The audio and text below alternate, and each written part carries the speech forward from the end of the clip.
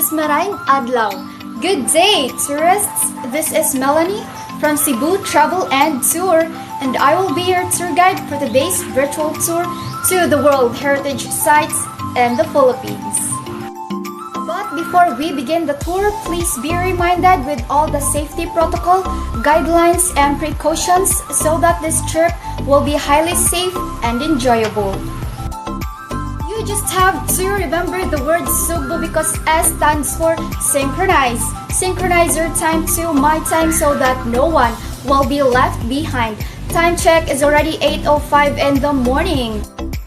Second is you for understand. Please all understand that if my whistle sounds like this, and if my flag being raised like this, it means to say tourists, our time is up and let's head off back to the bus because we're going to our next destination. Third is G for groups. We have to practice the buddy-buddy so that no one will get lost during our tour. Next is backpack. We got you covered. We got all you need from first aid kits and alcohol for everyone's safety. Last is O for observe. Let us observe and embrace with the nature has its cross by not doing any harmful because Cebu travel needs no trace behind. I'm so excited for the tour and I believe all my tourists as well. But first, let us conduct head count 1, 2, 3, 4, 5, 6, 7, 8, 9, 10, 11, 29, and 30. Perfect. So, welcome to our first destination, which is the Puerto Princesa Subterranean River National Park, encompasses one of the world's most impressive cave system, featuring spectacular limestones, karsts, landscapes, pristine natural beauty, and intact old-growth forests and distinctive wildlife. It is located on the mid-western coast of Palawan, approximately 76 km northwest of Puerto Princesa and 360 km southwest of Manila. So we are here now in our second destination, which is the Miagao Church, also known as the Santo Tomas de Villanueva Parish Church, one of the most visited tourist attractions here in Miagao, Iloilo. More than a place of worship, also served as a fortress. This church also stands as a living legacy of the culture and way of life of the people of Miagao centuries ago. We are here now in our next destination. The Chocolate Hills is a famous tourist attraction here in Bohol, featured in the provincial flag and sell to symbolize the abundance of natural attractions in the province. They have been declared the country's third national geological monument and proposed for the inclusions in the UNESCO World Heritage lists. Our fourth destination, the Crisologa Museum, is one of the most famous tourist attractions here in Vigan City, Ilocos Sur. Primarily, its fame is related to its well-known owner as well as the contents, which brings you back to the Spanish era.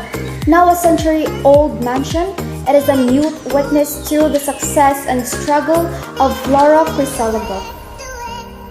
We are here now in our fifth destination, San Agustin Church, also known as the Immaculate Conception Parish, is a Roman Catholic church located in the city of Intramuros and Manila. This is known to be the oldest church made up of stone in the country. Stands tall after surviving 2 fires, several earthquakes, and a world war that flattered almost the entire Intramuros. The sixth destination. Welcome to Banawe rice terraces that were carved into the mountains of Banawe, Ifugao, and the Philippines by the ancestors of the Igorot people 2,000 years ago. The terraces are occasionally called the eighth wonder of the world. Its beauty continues to draw attention. Even the international film industry has noticed, making it a setting for the blockbusters Marvel film Avengers. Our seventh destination, Tugataha Reefs National Park, lies in a unique position in the center of Salasi. It protects an area of almost 100,000 hectares of high-quality marine habitats containing 3 atolls and a large area of deep sea. The property is home to a great diversity of marine life. Whales, dolphins, sharks, turtles, and Napoleon wrasp are amongst the key species found in this place. And our 8th destination, the National Museum of the Philippines, is an umbrella government organization that oversees a number of national museums in the Philippines. Since 1998, the museum has been the regulatory and enforcement agency of the government in the Philippines, and the restoring and safeguarding of important cultural properties, sites, and reservations throughout the Philippines. We are here now in the 9th destination. The Tabon Cave is located on the west coast of Palawan. It is located on a limestone promontory which is visible from any direction for many kilometers and honeycombed with at least 200 caves and rock shelters. This point is called Lipon by the local people but marked a beyond ahead on churches made from British service in 1851.